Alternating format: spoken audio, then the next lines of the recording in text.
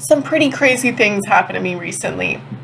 I was sitting outside of a bar in Japan where I live, and someone tried to steal my bike in front of my eyes. And it was so weird and so random that I was like, no one's gonna believe me if I tell them this, but I will tell you anyway. Because, you know Japan as a very safe place, that's what they say, very safe place. But I have never been to a place where someone would steal your bike in front of your face. Like, they would at least wait until you, went inside somewhere. not like do it when you're literally staring at them. But yeah, more on that story at the end. This story is going to be about my time at a Japanese drinking party, a nomikai, as they're called. And before we get into that, let me introduce myself. My name is Tori. I'm an author. I'm a writer. I've taught English in Italy. I backpacked around Europe, and I currently live in Japan, if you did not pick that up already. But I have had a few people tell me that I'm lying about living in Japan, so I just want to share really fast just the random Japanese things I have around me. This is a juice box that I bought from the Kombini. This is, so in Japan, fun fact, if you see a fruit cut in half, apparently that means that it's 100% juice. I have a little salt right here, almost out. Japanese salt. That's what salt looks like. I also recently, I've been seeing a lot of videos of people saying like, oh, look, Japanese, products, like beauty products. I honestly think it was a scam. I always think that these beauty products are like not real. I'm like, you're gonna get old anyway, like chill, like relax. But my face was getting really dry because of the winter. So I bought this moisturizer, this toner, as it's called. And that's the Japanese in the back. And yeah, this stuff literally, as soon as I put it on my face, it felt amazing. My face looks good. My skin feels good. Highly recommend. And of course I got this stuff too. It's called, I heard good things about retinol. So I was like, let's try it. I still don't believe it. I've used it a couple times. It hasn't done anything. It's like supposed to like go under your eye. And I don't really have problems with my eye, but like, yeah, it hasn't done anything. So that's my honest review of that. Anyway. Yeah, so I do live in Japan. I do live in Japan. That is, in fact, that is my proof for today. But anyway, back to the regularly scheduled program. So a lot of my understanding of Japanese culture came from my Japanese professor. She is American, and she lived as an English teacher in Japan for many years, and she learned Japanese. And she also, when she, taught us Japanese in my university, would teach us really bad generalizations, I would say stereotypes about Japanese people, Japanese culture.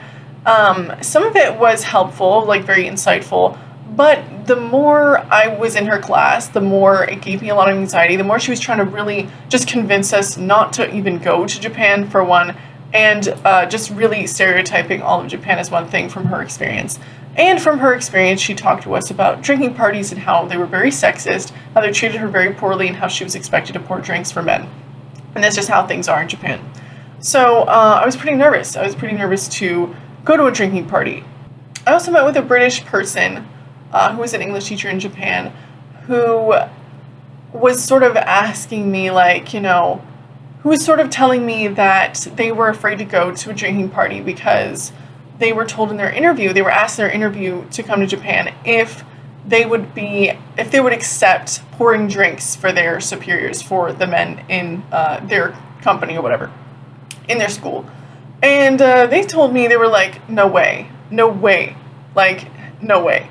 So, and even though they said they would not do that, they were still hired to work in Japan. I don't think it's a requirement as an English teacher, as a foreigner, to like pour drinks for your superiors. I don't know. Maybe it depends on your company, but that was, yeah, they were really worried about going to a drinking party because of that. So I was nervous. I was really nervous to do a drinking party because of all the things that I had heard about. And looking back, I don't even know why I was nervous. I have been to the most vile clubs and places, from Amsterdam to Atlanta. So yeah, I don't know what I was nervous about, but I think maybe it's because you're around your Japanese coworkers, you're so cute, and you're like, oh my god, we're all gonna get drunk together. This is weird. We never do personal things together. Oh my god. But so yeah, I was a little nervous, and also of course I don't know Japanese. That's one of the biggest things. that's why many like foreigners that I spoke to don't go to the drinking parties, right? They can be really expensive and they can be really just completely Japanese, right? My drinking party was about 7,000 yen, which is about $64. No, $44, which doesn't seem like that much in USD, but 7,000 yen, guys, is pretty much. It's a lot. It's quite a lot of money for one night of drinking. But I wanted the experience, you know. I came here for the experiences, so I don't care how much Japanese was used. I'm gonna go. And not to mention, like my coworkers, when they invited me, it was sort of like secondhand, like haphazardly. They were like, "Oh, you're not gonna want to go. Like you probably don't want to go. I'm sorry for even asking." But I was like, "No, I do. Like, what do you mean it's gonna be so much fun?" And they're like, "Are you sure? Like, there's not gonna be no English." And I'm like, "Don't worry. Like, I got you." And they were like, "Okay, bet." So, so this, my first nomikai, they were celebrating all of the people who were turning 60 that year. And in Japan, it's a very important time, like turning 60. It's sort of like a rebirth, okay? I'll put the name of like what it's called in Japanese. But basically, when you turn 60 in Japan, your life is over, so they say. I know it sounds like intense, but phases of your life in Japan are very important, like 357. When you turn 3, when you turn 5, and when you turn 7, you go to shrine and do fun little stuff. When you turn 20, you become an adult, you do fun little stuff. And when you turn 60, basically, like once you turn 20, you're in adulthood, and then once you turn 60, that adulthood is over, and you become like a baby again. And so they dress you up in red and like a little baby bonnet and stuff. And, you know, because baby in Japanese is akachan. So my coworkers that were turning 60, they were going to be dressed up literally as babies. It's crazy to think about, right? Dress them up as babies and, you know, have a little celebration. And the point really is this idea of like the rebirth, you know? When you turn 60, basically you've entered another phase of your life where your adulthood is dead. And now you get to be reborn as, like, you know, your golden years. You get to reset and just chill and, like, yeah. But it was very jarring. I did not know really about the ceremony until I was in it. And I was like, why is everyone pretending like this 6-year-old's a baby? Like, how is this not offensive? But it made sense. It made sense. It was actually very respectful. It was, like, celebration. Though many people, right, in Japan, when they turn 60, they're not going to just, like, retire flat out. They're going to want to, like, you know, continue working, as the case with many, retirees here in Japan. And whether it's because they want to work or because they have to, one of the two. But besides the people who were turning 60, they also wanted to celebrate the new hires. Yeah, me. And thankfully I was not the only one. There were other people that were new as well, but they were specifically doing this because I decided that I wanted to join the first nomikai, and they were like, "Oh, we gotta get her on stage, right?" And so I was like, "Wait, why? What do you mean?" They said, "Okay, you can make a speech, but keep it short, right? You can do it in English, it's fine." And I thought to myself, okay, I teach my kids English, right? And I talk to them in English, and I know that they're not going to understand everything, and that's okay because they're learning. But my coworkers, they are full-ass adults. They are grown-ups. Okay, they probably haven't been studying English since they were in high school or in college, so they're not going to know what I'm saying. And I want them to know what I'm saying. If I'm going to get up there and, like, do a speech, I want them to know what I am saying. You know, because I can, like, use this opportunity to, like, really speak to them and, like, have them know a little bit about myself. So I decided to go on ChatGPT, you know, enter a cute little poetic thing in English, have it translated, have people check it, and then I memorized it. I committed myself to memorizing this speech.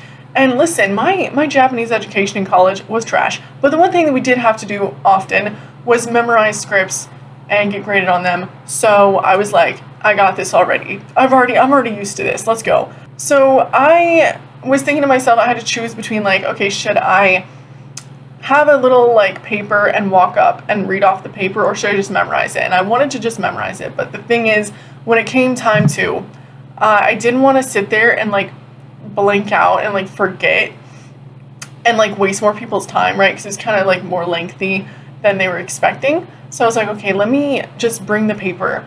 And, of course, the risk for bringing paper is that you're going to sit there and shake like a leaf when you're up there, when you're nervous. But I was like, you know what? let me just do this. I'm not going to shake. I'm going to be fine. Let's go. So I arrive at the drinking party. They booked a really fancy hotel, and it was like a buffet type thing where we got fed a bunch of food, and then it was like all you can drink, however much you want to drink. And I paid there, and then, I go inside, they had the table set up already for where I was going to sit, and I was like at the main people table. I was at the grown-up table with all the people turning 60, so I was like, oh my gosh. Thankfully, I had my homegirl next to me who I was working with. She my ride or die. She was, kind of guiding me through things, and she was really, really helpful, okay, we're going to stand up now, we're going to kampai, we're going to cheers right now, we're going to sit down, okay, they're going to do a speech, this and that. And then when it was my time, right, they didn't tell me how things were going to be done, right? Usually in Japanese ceremony, they're going to tell you, like, hey, I want you to sit here, I want you to bow when this happens, so on and so on. It's very important. It's very important. But this time they did not say anything to me and how the ceremony was going to be. So I took that as them saying, basically, we want you to be yourself up there. And that was really nice. But I am used to Japanese, I guess, ceremony tradition, bow before you enter the stage, bow when you leave, bow to the people, all the bowing. So, but because they didn't say anything, and because I wasn't 100% of the rules, I just awkwardly bowed in the beginning, and everyone knew that I was just I didn't know what I was doing, so they kind of laughed at me. So that was the first oopsie. But another oopsie too. Everybody shows up in suits in their best, and I was showing up looking my best too. But for whatever reason, I forgot my nice shoes, so I was literally standing up there in sneakers. Yeah. Sneakers. And you know what? I was like, I look so good though. If I come up in sneakers, it's okay. Whatever. I'm just a little foreigner, whatever. But yeah, so I started off with the crowd just kind of but as I was, doing my script that I had been practicing over and over and over again, I was like, I'm gonna wow them, they're gonna fucking love this. And they did. They really did. My coworkers were like, yay, and I was like, oh. Yeah, it was such a good time, such a great moment. I'll never forget that, for real. It was so cool. But I sat at this table, and the food comes out, and I'm with my Kyoto, my boss, my just the higher ups, and we're all having fun. Yeah, but they were really nice. I think the great thing about drinking parties, yeah, is that there's supposed to be a time for you and your coworkers to bond with each other. So your bosses and stuff, they're gonna be really chill most of the time if they're good bosses, and that's what my experience was. But I was also kind of unsure because in Japanese work culture, right, the drinking parties, the nomikais, can be different based off of the company, based off of your school, based off of whatever. And from what I heard, right, from my Japanese professor to other people, some of them say whatever goes in a drinking party, you just forget about it the next day, it's no skin off anybody's nose, you say and do whatever you want, everything goes. And then other people are like, yeah, well, you're still gonna see them the next day, so you don't want to do anything too crazy. And definitely from my experience, it was not a drink to forget. It was very much a drink to come together, as a group. A bonding experience. And I think despite literally speaking into a crowd of my coworkers in their native tongue, the most nerve-wracking thing actually for me was when the drinks came out, because of what I told you in the beginning about how I was afraid that I was going to be expected to pour drinks. So I was thinking to myself okay, I don't want to be asked, and I don't want to I'm just not even going to drink. That's what I had in my head. I'm like, you know what? I just won't even drink. I won't touch an alcohol. Forget it. Because I don't want to, offend anybody with my pouring situation. But turns out, right, you all get a small little glass. Everybody gets a small little glass. And you get the beer. Everybody gets a big-ass thing of beer. And immediately, my homegirl pours me a drink. And then I'm like, oh, girl, I got you. And I pour her a drink. And then slowly but surely, people that are superior, higher above me, because I'm sitting at their table, they start pouring me drinks. And I'm talking men, women, everybody's pouring me a drink. There's never a moment where my drink was low. If I was gonna be whatever, and chug it, they'd be oh, put more in there, right? So after a while of everybody pouring me drinks, I was like, okay, I need to start pouring other people drinks. I'm here for y'all. Like, let me pour you some drinks. So I grabbed some drinks. I'm like going around trying to see whose drink is too low. And I stumbled upon one of my teachers, and they had a little pin that said no drinking. And I did not notice. I did not know that you did not have to drink at an omikai, because that was like the whole point, right, is to drink. But this person did not have, they had a little badge on them that said that they don't drink, but they weren't drinking that day. So yeah, if you, depending, like I say, on your company, if you don't want to drink, you do not have to. And I feel like I've heard a lot of stories about like people in Korea like being pressured into drinking. I don't think it's that intense here in Japan. Yeah, but like I said, it just depends on where you are. And for me at least, like, everybody was chill. And I will say this too, I was also very nervous about like how drunk I was gonna get and like how drunk everybody else was gonna get. I'm not a lightweight or anything, but let me tell you guys, like, this beer was basically 1% alcohol. Like, it was, I kept chugging, I kept drinking. Everybody was like watching me like, oh, she's probably gonna get fucked up. I wasn't even tipsy by the end. I even went up to the bar because they like had cocktails and stuff, and I got one of those. That was the only thing that did anything for me.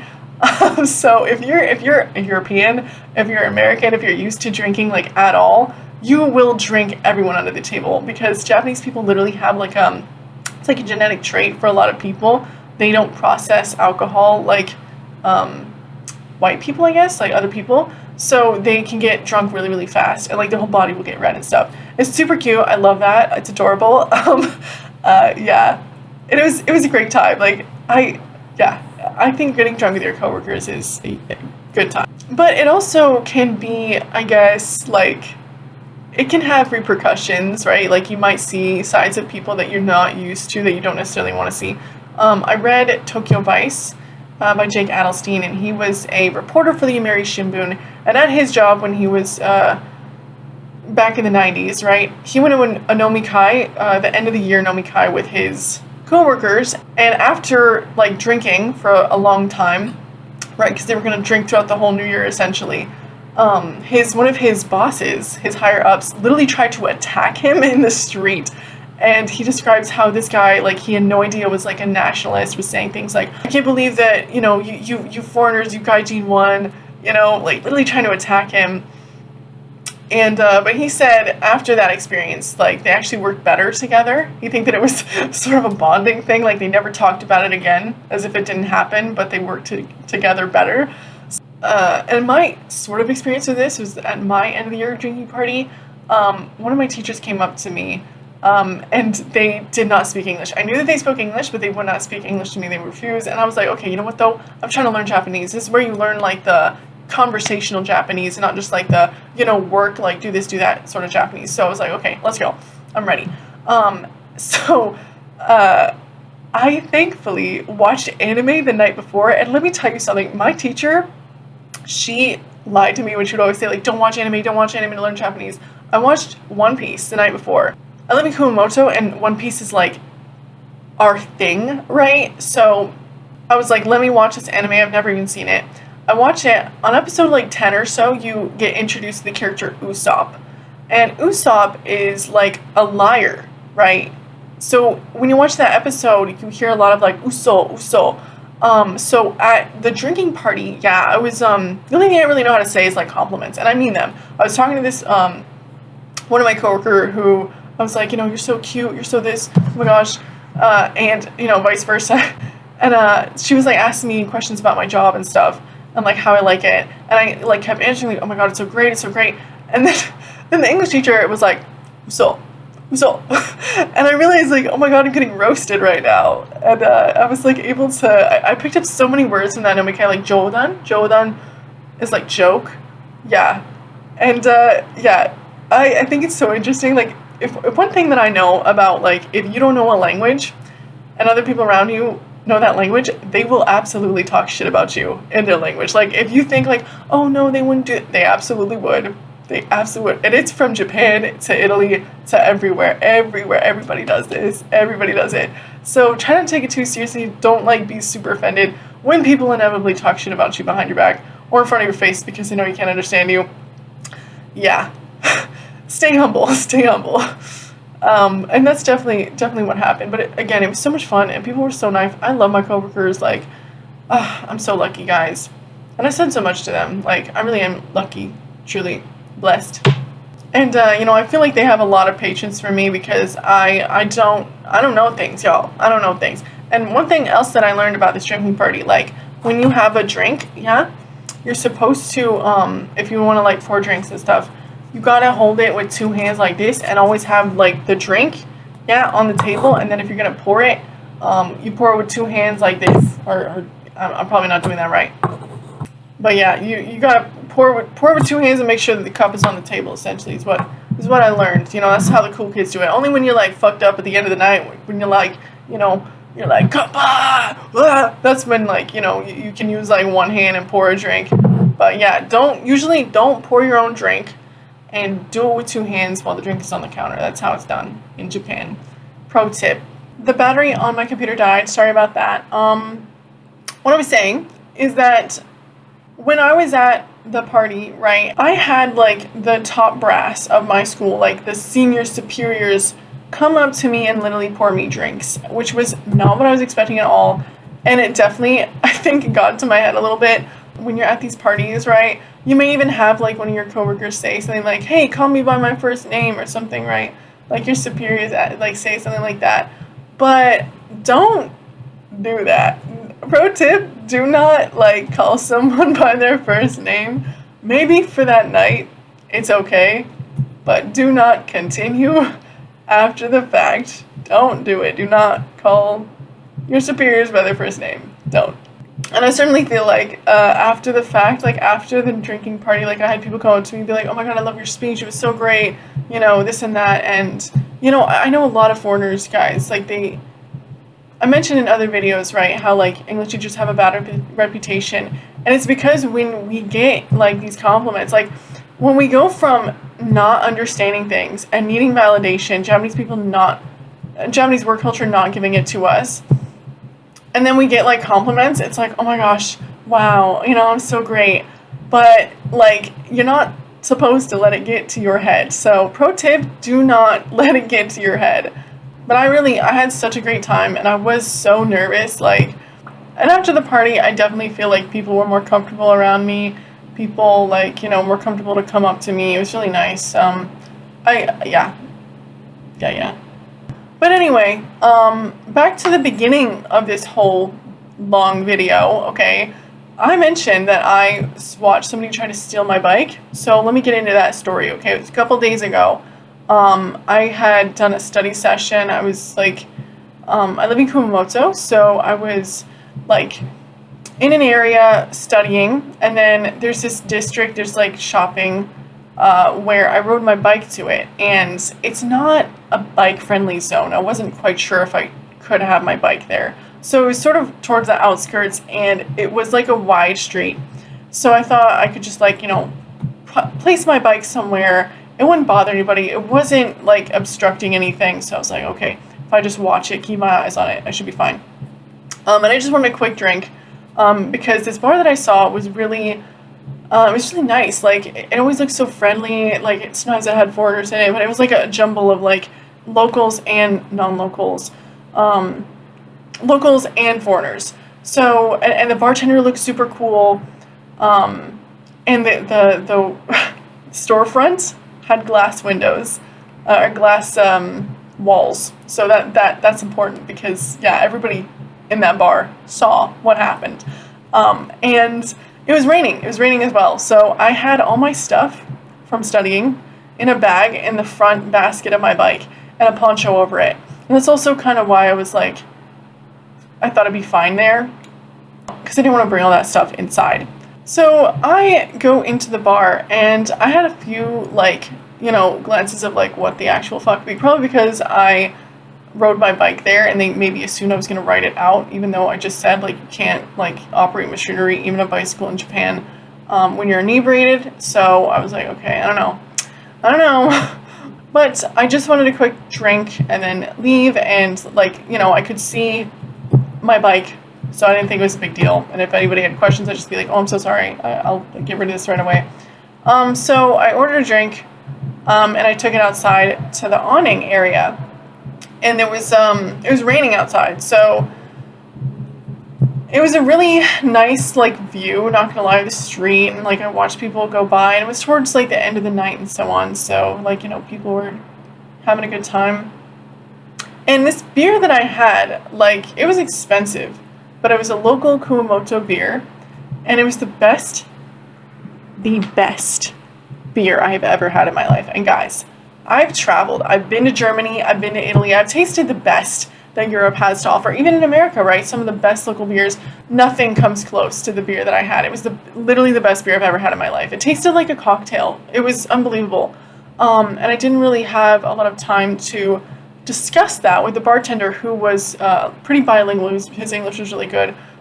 Because as I'm watching people go by, I see these two young men who were clearly piss drunk. And one of them grabs the handles of my bike without even thinking and tries to kick off the bike stand. And I'm like, at first I was like, oh, this guy's pissed. He's taking a piss. Like, he's just joking. And then he's, like, actually, like, trying to steal my bike. And I swear, if my bike, the kickstand, is kind of broken, it's kind of finicky and weird, if it wasn't, he would have just taken my bike with all of my things on my bike still. And so I was like, oi! And he stopped. He froze. Threw my bike down. It, like, knocked over a pot, and he ran. and I was like, there's no way this is happening. And of course, everybody in the bar behind me is watching this, and probably like, and I'm not trying to bring any trouble. I'm really not. I was just trying to enjoy my beer, okay? So, his friend was like, oh, I'm sorry. And I did not know what to say. I just, like, grabbed my bike with all my stuff in it, picked it back up. Thankfully, the poncho over it was, like, covering it, so none of it, like, fell out. But he picked up the pot that had fallen over, and, like, he was just saying, sorry. And I just, like, I didn't know what to say. I was just like, you know, like, I think, yeah, so him and his friend left, basically, and I was then just, like, sat there with my little beer, with my amazing beer, I should say. And I was like, it was like 1 minute past, and I was like, I can't do this. I chugged the rest of the beer, went in, I paid, I was like, thanks so much, bye, super awkwardly. And it seemed like the bartender didn't really care. He was kind of like when I first came in, he seemed a little awkward, like, oh no, what is this girl, like, doing? But then, like, when I came in after I had almost got my bike stolen, he was, like, even more friendly, so I was like, okay, maybe he understood that, oopsie. But I was like, I was not trying to stick around. I was like, how much is this? It was like Isen Nihyaku, which is 1,200, which is a really expensive beer here in Japan. Like, you can usually get a beer for like 500, 600 yen. So it was the best in the world, but also some of the most expensive in Kumamoto. So, but totally worth it. I paid him, I left. And I made sure to, like, show them, like, yeah, look, I'm walking away, I'm not driving away. And then I went in the direction of home, and only to find the two young men were still, like, causing mischief, wreaking havoc, and then they see me and they scuttle away. Yeah, it was quite a, yeah. I don't know, guys, have you ever had somebody try to steal, like, your belongings in front of your face? I don't know. Like, it's so weird because, like, you can literally leave your phone, your purse, like, at a place to, like, if you ever go to Japan and you see someone's phone just, like, sitting on a table, it's probably not left there. They're probably just saving that as their seat. That's what you do in Japan, is that you save your seat by putting your stuff there because you know nobody's going to steal it. So, yeah, but, yeah, but not in this case. And I've seen some weird things, you know, around here. Maybe it's because I'm in the lawless land of the bear, okay? But, like, one day I was walking, and these French tourists, like, I don't know, they were being weird to me and, like, being oddly aggressive. And so I walked across the street on my way home, and I saw this kid crying his freaking eyes out because he had spilled his scooter on the side of the road, and he was just, like, his scooter was, like, laid out, washed out. He was just, like, his hands, like, in his head, crying, like, sobbing, screaming. And I watched, like, I want to say 13 people walk past this child. walked past the screaming child, didn't do anything, didn't say anything, didn't look at this kid, just walked right past him. And I was like, I was waiting for somebody to say something to this kid because I don't know Japanese that well, and I know that somebody else would probably help him better than I could. But I watched people literally ignore this kid, and I'm thinking, like, of all the things that I know that I have learned about Japan, right, that have been told to me about Japan, I did not expect that. I did not expect that for this kid to just be ignored. So I literally go up to this kid, I'm like, Daijoubu, Daijoubu, I grabbed his hands, right? I can't be babying him too hard because, like, I don't want to follow this kid home, right? Like, so I'm like, you're okay, let's go. Where's your mom? Like, okasan wa doku desu ka? And he was like, oh, over there. And then we, like, I, like, helped him with his scooter. Like, I grabbed his hands because, like, I wanted to see if he was, like, bleeding and, like, scraped up or anything. And when I saw there was nothing there, I, like, sort of rubbed them, and I was like, you're okay. You're okay. You got this, buddy. You're okay. And so he was like, he's such a trooper, this kid. I love this kid. And I was like, let's go. So I, like, took him, like, a little bit of the ways, and I was like, you're going to be okay? And he was like, I'm okay from here. I got it. And I'm like, all right, take care. Let's get that. And he was like, okay. So cute, so cute. And this poor kid, he's probably a little embarrassed, too. Like, he seemed like one of those cool kids, right? But, oh my gosh, yeah. I'm really, like, still surprised, like, that nobody else helps him. And especially even, like, these French people, like I had said, were, like, being oddly aggressive even still as I was, like, helping this child. I don't know. And, like, they were, like, these French people were, like, trying to cross the street. I'm like, are you trying to do you need help with something? What's going on? Like, yeah, strange occurrences. Oh, another strange thing, guys. I'm gonna keep score, okay, of some things. I've not seen a single person kiss in public. PDA is not really a big thing around here. I have seen, like, younger people, especially, like, in Tokyo, like, they snuggle, they hug, it's not a big deal as much. But, like, it's usually the cool people, right? They're like, yeah, we do PDA. But in general, especially, like, older couples, like, even with their kids, like, no PDA. None. But I have, however, when I was, like, in the Konbini recently, like, watched a guy, like, backhand his child because his child ran away with a cart. And I was like, really, that was really shocking. I was like, did anybody else see that? Because, damn. Like, that's the kind of thing, it's like, yo, I get stares just sometimes. Like, sometimes I walk down the street, and people will just glare at me, I get that, like, gaijin stare. But, like, nobody's staring at this guy, just backhand his kid. And I was like, that's not cute. Ew. What the fuck? This is the kind of guy that looks like one of those cool dads, right? Like a young cool dad. But there's nothing cool about backhanding your kid like that. Yeah, it didn't sit very well with me. Didn't feel very nice to even see that.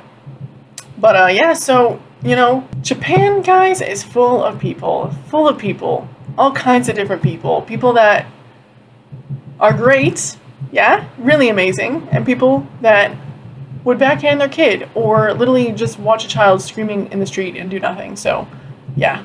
Or maybe it's just because Kumamoto is a lawless land of the bear. If you don't know Kumamoto, this is the Kumamoto mascot. And but anyway, I'm getting mega off topic. If you have watched the end of this mega long video, congratulations to you. Comments if you made it to the end. Please say anything. I don't know. Say what's 1 + 1? If I see 2s in the comment section, I'll know you watched the end. Yes, my besties. Yeah. And also, if you follow me on Instagram, I've posted some pretty interesting things, some recent news that has broken in Japan that most places will not share. Like, you won't hear this internationally, but you absolutely should. And I've been doing some investigations as well into, I guess, recent scandals in the entertainment industry in Japan, as well as just general treatment of women, especially victims in certain regard. But all of that I will get into later, hopefully this week. But I like to leave things on a high note. I've been having a really great time here in Japan. I've gotten to know a lot of people and learn a lot of the language, and I continue to and I will continue to do so. Yeah. So thank you so much for being part of this journey. And yeah, 2 in the comments. I love you guys. Peace out. Love you. Mwah. Bye-bye.